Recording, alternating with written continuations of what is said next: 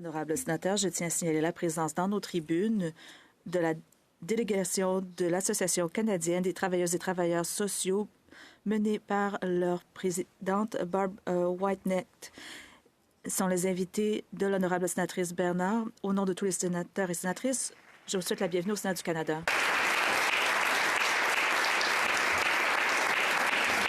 Senator Bernard. Sénatrice Bernard. Merci, Madame la Présidente. Honorables collègues, je prends la parole aujourd'hui pour souligner le centenaire de l'Association canadienne des travailleuses et travailleurs sociaux.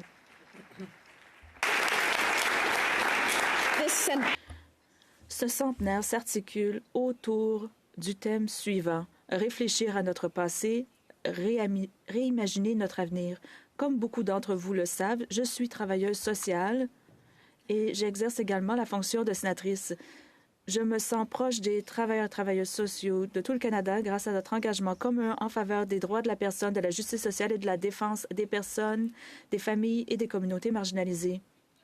Avec le recul, nous devons être honnêtes. Notre profession n'a pas un passé irréprochable. Les travailleurs sociaux ont été à l'origine de la rafle des années 60.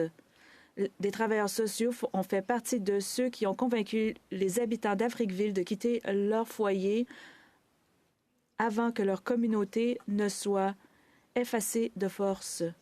Les travailleurs sociaux ont causé du tort aux membres de la communauté de SLGBTQIA+, et à la communauté des personnes handicapées. Ce ne sont là que quelques exemples, mais ce sont des vérités importantes. Lorsque je m'adresse à des organisations pour parler de la mise en place d'un changement systémique significatif, je cite souvent l'Association canadienne des travailleurs et travailleurs sociaux comme une réussite.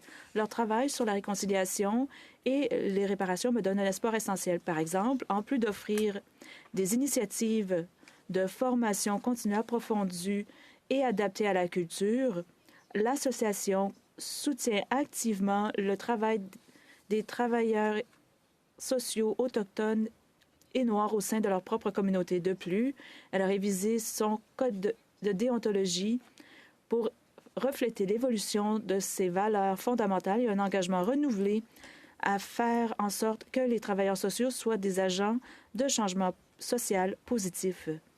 Je suis fière de travailler aux côtés de l'association pour façonner l'avenir de notre profession. Ensemble, nous sommes plus forts. Ce soir, à 18h30, à l'édifice SJAM, je vous invite à vous joindre à moi-même et la sénatrice Mowgli pour accueillir les membres de l'association venus de tout le pays, dont beaucoup sont parmi nous aujourd'hui. C'est l'occasion de célébrer, de réfléchir, de discuter et de tisser des liens, alors que nous rendons hommage à cette étape importante dans l'histoire de l'Association canadienne des travailleuses et travailleurs sociaux. Merci.